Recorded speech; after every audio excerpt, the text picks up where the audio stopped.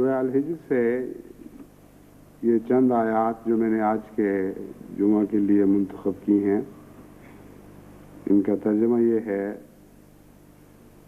کہ کبھی بھی ایسا نہیں ہوا کہ ان کے پاس کوئی رسول آئے اور اس سے استہزاء کا سلوک نہ کریں، یا جب بھی کبھی ان کے پاس کوئی رسول آتا ہے وہ اس کے سوا کچھ نہیں کرتے کہ اس سے تمسخر کرتے ہیں اور استہزاء کا سلوک کرتے ہیں۔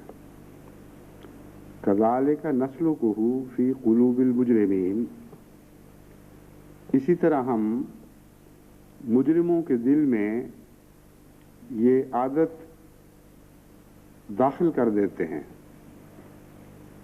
یعنی ان کے مزاج میں، ان کے عادات میں یہ فطرت ثانیہ کی طرح یہ کجی داخل ہو جاتی ہے کہ جب بھی خدا کی طرف سے کوئی آئے اس کے ساتھ استہزاء کا سلوک کرنا ہے۔ لا یؤمنون بہ قد خلت سنت الاولین وقد خلت سنت الاولین، وہ ایمان نہیں لاتے، اس بھیجے ہوئے پر ایمان نہیں لاتے، اور ان کے لیے اس سے پہلے لوگوں کی سنت اور ان کی تاریخ ایک نمونہ بن جاتی ہے، یعنی اس نمونے کے پیچھے چلنے والے ہیں۔ گویا وہی لوگ ہیں جو گزشتہ زمانوں میں اسی قسم کی حرکتیں کر چکے ہیں اور اب دوبارہ ظاہر ہوئے ہیں، تو اپنے سے پہلوں کی سنت پر عمل کرنے والے یہ لوگ ہیں،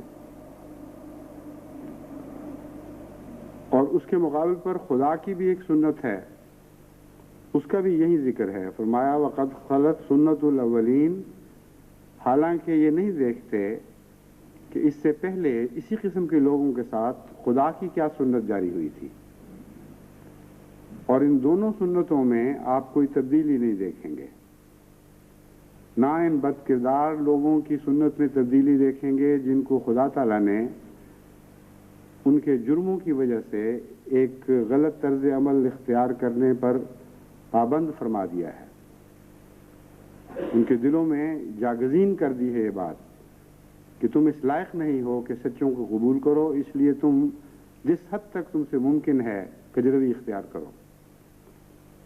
دوسری طرف سنت الاولین سے مراد وہ سنت ہے جو اولین کے بارے میں خدا تعالیٰ کی طرف سے نازل ہوتی رہی ہے،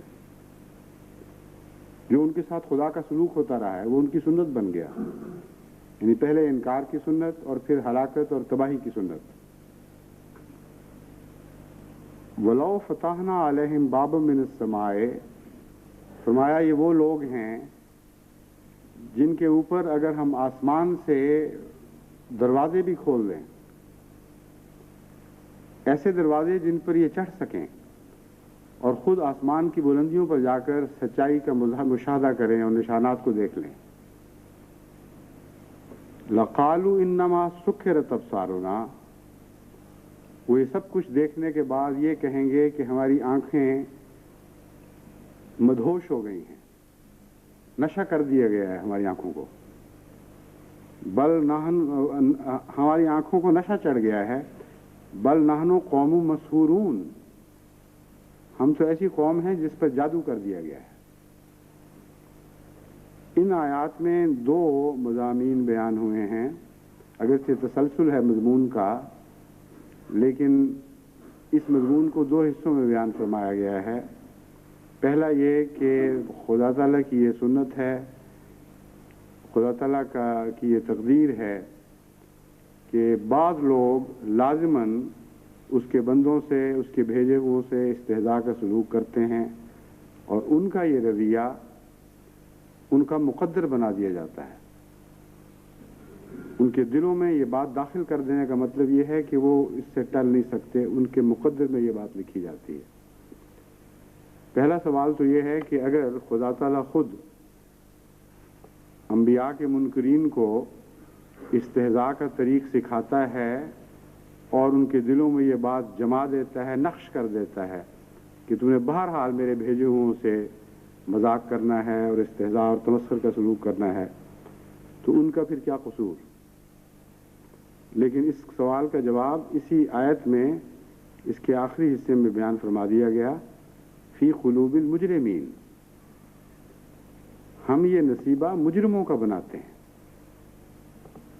اس سے ایک بات خوب کھل گئی کہ جب خدا تعالیٰ اپنے بندوں کو بھیجا کرتا ہے بنی نوع انسان کی اصلاح کے لیے، تو دراصل وہ قوم بحیثیت مجموعی، بحیثیت قوم مجرم ہو چکی ہوتی ہے۔ اس میں اچھے لوگ بھی ہوتے ہیں، استثناء بھی موجود ہوتے ہیں، لیکن ایک بھاری تعداد اس میں جرم، اس قوم میں جرم کرنے والوں کی ہوتی ہے۔ پس دراصل جرم کی سزا میں صداقت سے محرومی بھی شامل ہے۔ بس خدا تعالیٰ کی طرف سے کوئی ظلم نہیں ہوتا کہ ان لوگوں کو صداقت کو پہچاننے سے محروم کر دیا جاتا ہے۔ فرمایا وہ مجرم ہیں اور اس قسم کے مجرم ہیں کہ اس جرم سے باز آنے والے نہیں۔ ایسے لوگوں کی سزا یہ ہے کہ وہ صداقت سے محروم کر دیے جاتے ہیں۔ بس اس وجہ سے وہ صداقت سے محروم نہیں ہوتے کہ خدا تعالیٰ نے ان کے دل پر نقش کر دیا ہے کہ تم لازماً صداقت کا انکار کرو گے، بلکہ جرم کے نتیجے میں یہ ان کو سزا ملتی ہے۔ چنانچہ اس مضمون کو خوب کھول دیا، لا یؤمنون بہ، وہ کبھی بھی اس بات پر ایمان، اس خدا کے بھیجے ہوئے پر ایمان نہیں لائیں گے۔ وقد خلت سنت الاولین، اور ان سے پہلے ایسے لوگوں کی سنت گزر چکی ہے جو کسی صورت بھی اللہ تعالیٰ کی طرح کے مرسلین اور اس کے پیغمبروں اور انبیاء پر ایمان نہیں لائے، اور اسی حالت میں وہ ہلاک ہو گئے۔ دوسرا پہلو وَلَوْ فَتَحْنَا عَلَيْهِمْ بَابًا مِنَ السَّمَاءِ میں یہ مضمون بیان فرمایا گیا ہے کہ ان کا انکار اس وجہ سے نہیں کہ ان کو کوئی نشان نہیں دکھایا جاتا، لیکن اس مضمون کے اس حصے کو میں بعد میں بیان کروں گا۔ اس پہلے حصے سے متعلق میں کچھ مزید باتیں آپ کے سامنے رکھنی چاہتا ہوں۔ جیسا کہ میں نے بیان کیا تھا، سنت میں دو پہلو ہیں۔ پہلوں کی سنت کیا ہے؟ وہ جو خود کرتے رہے، تکذیب اور استہزاء اور تمسخر، یہ ایک ان کی سنت ہے۔ اور ایک سنت وہ ہے جو خدا نے ان پر جاری فرمائی، اور وہ ان کا بد انجام ہے۔ اس سے متعلق قرآن کریم میں متعدد آیات ہیں جو اس مضمون کو مختلف رنگ میں کھول کھول کر بیان فرما رہی ہیں۔ جیسا کہ فرمایا قد خلت من قبلکم سنن، وہی لفظ سنت ہے جس کی جمع استعمال فرمائی گئی یہاں۔ فرمایا قد خلت من قبلکم سنن فسیروا فی الارض فانظروا کیف کان عاقبۃ المکذبین، اس سے پہلے، تم سے پہلے لوگوں کی سنت تمہارے سامنے گزر چکی ہے، اور اس سنت کا ایک حصہ یعنی ان کی کجروی، ان کی بغاوت، ان کا طغیٰ، یہ سب چیزیں تم پر روشن ہیں۔ لیکن تم زمین پر پھر کے خوب سیر کر کے دیکھو تو صحیح کہ ان کی عاقبت کیسی ہوئی تھی، ان جھٹلانے والوں کا انجام کیا تھا۔ بس سنت میں یہ دونوں باتیں داخل ہیں، ان کی بدعمالی، ان کا انکار، اور پھر ان کا انجام۔ چنانچہ سنن کے تابع ان دونوں مضامین کو قرآن کریم نے یہاں اکٹھا بیان فرما دیا۔ آل عمران 138۔ پھر الانعام آیت 12 میں فرمایا قل سیروا فی الارض ثم انظروا کیف کان عاقبۃ المکذبین۔ اے محمد صلی اللہ علیہ وسلم، مخاطب حضور اکرم ہیں، اس لیے محمد کا نام تو نہیں یہاں ظاہر فرمایا گیا، لیکن مراد یہی ہے کہ اے میرے رسول، سیرو، تو ان سے کہہ دے، جن کو پیغام پہنچا دے، سیرو فی الارض، وہ خوب زمین میں سیر کریں اور پھر کر سیاحت کر کے پرانی قوموں کے انجام کا مشاہدہ کریں۔ ثم انظروا کیف کان عاقبۃ المکذبین، اور پھر یہ دیکھیں اور سمجھیں کہ اس سے پہلے تکذیب کرنے والے، جھٹلانے والوں کا کیا انجام ہوا تھا۔ پھر فرمایا وَلَقَدْ بَعَثْنَا فِي كُلِّ أُمَّةٍ رَسُولًا أَنِ اعْبُدُوا اللَّهَ وَاجْتَنِبُوا الطَّاغُوتَ فمنہم من ہدی اللہ ومنہم من حقت علیہ الضلالہ فسیروا فی الارض فانظروا کیف کان عاقبۃ المکذبین، کہ ہم نے ہر امت میں رسول مبعوث فرمائے تھے اور ان کو یہی پیغام دیا تھا ان اعبدوا اللہ واجتنبوا الطاغوت، کہ اللہ کی عبادت کرو اور طاغوت سے اجتناب کرو، یعنی شیطانی طاقتوں سے الگ رہو۔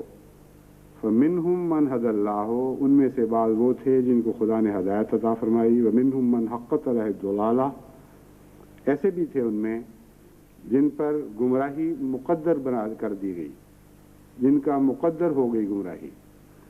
حقت کا مطلب ہے لازم ہو گئی، ایسی تقدیر بن گئی جسے ٹالا نہیں جا سکتا۔ فسیروا فی الارض فانظروا کیف کان عاقبۃ المکذبین، پس خوب زمین میں پھر کے سیاحت کر کے دیکھو اور دیکھو کہ جھٹلانے والوں کا کیا انجام ہے، یہ کیا انجام تھا۔ النحل آیت 37۔ پھر سورہ طور میں آیات 12 میں بیان فرمایا، یہ آیات 12 اور 13 میں بیان فرمایا، فویل یومئذ للمکذبین، بس آج کے دن ہلاکت ہے سب جھٹلانے والوں کے لیے، الذین هم فی خوض یلعبون، وہ جو اپنی سرکشی اور گمراہی میں بھٹک رہے ہیں۔ اس مضمون کو بیان کرنے کے لیے آج میری توجہ ایک رویا کے ذریعے مبذول کرائی گئی ہے۔ رات میں نے رویا میں دیکھا کہ کچھ انگریز احمدی بیٹھے ہوئے ہیں اور ان میں سے ایک مجھ سے سوال کرتا ہے کہ حضرت اقدس مسیح موعود علیہ الصلوۃ والسلام کی کسی تحریر کا جو آپ نے ترجمہ کیا ہے وہ مجھے درست معلوم نہیں ہوتا، اور وہ ترجمہ یہ بیان کرتا ہے، انگریزی کا ایک محاورہ ہے ہسٹری ریپیٹس اٹ سیلف، کہ تاریخ اپنے آپ کو دہراتی ہے۔ اس ترجمے میں اس محاورے کا پہلا حصہ استعمال کر کے حضرت مسیح موعود علیہ الصلوۃ والسلام نے دوسرا نتیجہ نکالا ہوا ہے، یعنی اردو میں بھی یہی ہے، ترجمے میں بھی یہی ہے کہ تاریخ اپنے آپ کو، ہمیشم کے الفاظ اس قسم کے ہیں کہ تاریخ اپنے آپ کو ضرور دہراتی ہے اور خدا تعالیٰ مجرموں کو ضرور سزا دیتا ہے۔ چنانچہ اس کا مجھے خواب میں مجھ پر یہ اثر ہے کہ میں نے ترجمہ کیا ہے کہ ہسٹری ریپیٹس اٹ سیلف، اور آگے مجھے یاد نہیں الفاظ کیا تھے کہ خدا تعالیٰ، لیکن پنشمنٹ تھی یا لفظ تھے یا کوئی اور لفظ تھے، لیکن مضمون یہی تھا۔ اس لیے چونکہ خواب کے انگریزی الفاظ یاد نہیں، میں اس کو چھوڑتا ہوں، لیکن میں نے ہی اس مضمون کو میں نے انگریزی میں بیان کیا، یعنی اس کے نزدیک میری تحریر میں یہ بات تھی۔ تو وہ کہتا تھا ہسٹری ریپیٹس کا یہ مطلب تو نہیں ہے، یعنی اعتراض یہ تھا کہ تم نے ہسٹری ریپیٹ کا وہ دوسرا معنی کر دیا ہے، حالانکہ اس کا یہ مطلب تو نہیں ہے۔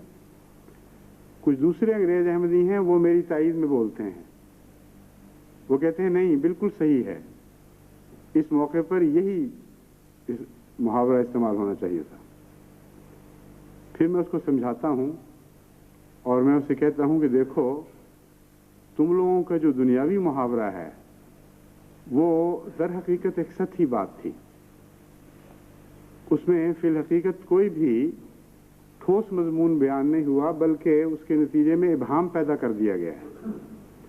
بہت سے لوگ اس محاورے کو سنتے ہیں تو یہ سمجھتے ہیں کہ گویا تاریخ بعین ہی دوبارہ اپنے آپ کو دہراتی چلی جاتی ہے، کوئی نئے نقوش دنیا میں ظاہر ہی نہیں ہوتے، ہمیشہ وہی چکر ہے جو دوبارہ اپنے آپ کو ظاہر کرتا چلا جاتا ہے۔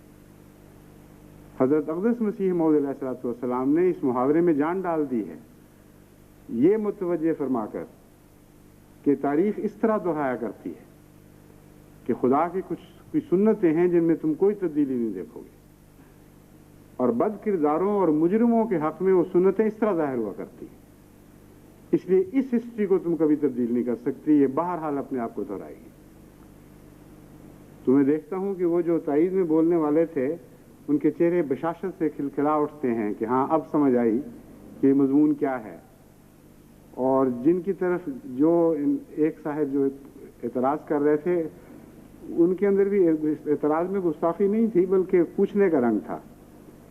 ان کے چہرے پر اس طرح بشاشت تو نہیں آئی، لیکن یہ معلوم ہوتا ہے کہ وہ بات سمجھ گئے ہیں.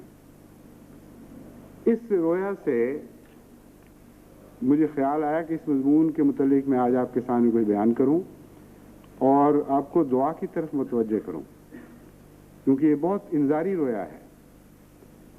اس کا مطلب یہ ہے کہ جس قوم کو ہم مخاطب کر رہے ہیں آج، جس کو ہم نے مباہلے کی دعوت دی ہے، بدقسمتی سے ان کے مقدر میں خدا تعالیٰ کی ناراضگی کا دن دیکھنا ہے.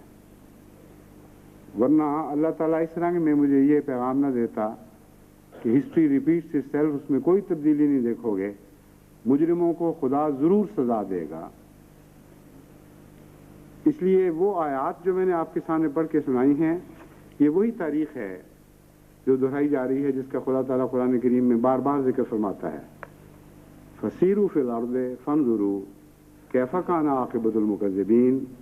بس تم خوب دنیا میں سیاحت کرو، گھوم پھر کے دیکھو، تم دیکھو گے کہ مکذبین کی عاقبت، ان کا انجام بہت برا ہے. کیفا میں یہ نہیں فرمایا کہ برا ہے، مگر جب ایک چیز ایک بہت ہی زیادہ ایک درجے تک پہنچ جائے تو وہاں یہ کہنے کی ضرورت نہیں پڑا کرتی کہ برا ہے یا اچھا ہے. لفظ کیفا ہی بتا دیتا ہے کہ دیکھو دیکھو کیسا ان کا انجام ہے. بس جب بدی حد کو پہنچ جائے تو اس کے لیے بھی لفظ کیفا ہی استعمال ہوگا، اور جب کوئی خوبی حد کو پہنچ جائے تو اس کے لیے بھی لفظ کیفا ہی استعمال ہوگا. لیکن دوسری آیت جو الطور کی ہے اس میں اس مضمون کو اور بھی کھول دیا، فرمایا فویل یومئذ للمکذبین. ہلاکت ہے اس دن ان لوگوں کے لیے جنہوں نے تکذیب کی راہ اختیار کی ہے. ان آیات پر غور کرتے ہوئے انسان کا ذہن اس طرح بھی منتقل ہوتا ہے کہ سارے قرآن میں کہیں مومنین کے لیے ہلاکت کا ذکر ہی نہیں آیا، خواہ وہ غلط ایمان لانے والے ہوں. ڈرایا گیا ہے مکذبین کو ان کی تکذیب سے، اور کہیں یہ نہیں فرمایا گیا کہ دیکھو غلطی سے فلاں لوگ ایمان لے آئے تھے، ہم نے ان کو ہلاک کر دیا. غلطی سے وہ لوگ ایک جھوٹے پر کو سچا سمجھ بیٹھے تھے، ہم نے ان کو تباہ کر دیا.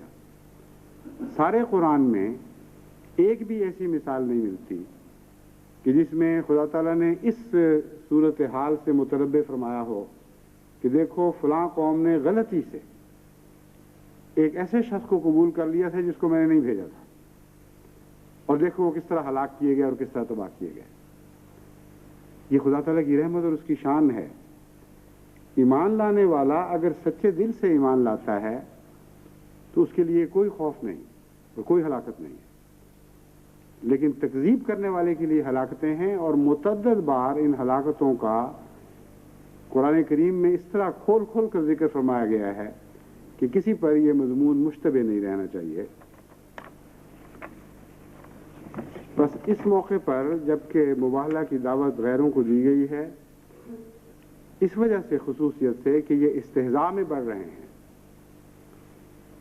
اور اپنے گزشتہ کردار میں کوئی تبدیلی پیدا نہیں کر رہے. استہزاء میں بھی بڑھ رہے ہیں، ظلم میں بھی بڑھ رہے ہیں، اور حکومت کا جہاں تک تعلق ہے وہ معصوم احمدیوں پر قانونی حربے استعمال کر کے طرح طرح کے ستم ڈھا رہی ہے.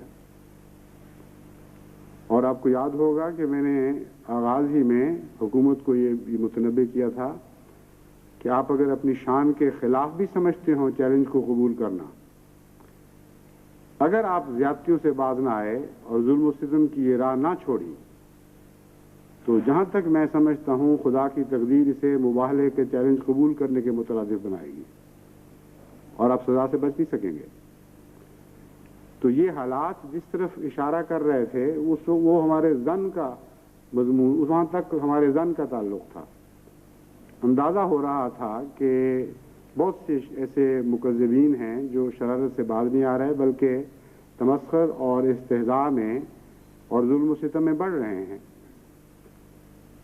چنانچہ سارے پاکستان میں بار بار یہ کوشش کی گئی ہے علماء کی طرف سے کہ اس مباہلے کو ابتحال کی بجائے اشتعال کا ذریعہ بنایا جائے، اور کثرت کے ساتھ احمدیوں کے خلاف عوام الناس کے جذبات مشتعل کر کے انہیں ان کو مارنے، کوٹنے، قتل کرنے، لوٹنے اور ان کے گھر جلانے پر آمادہ کیا جائے۔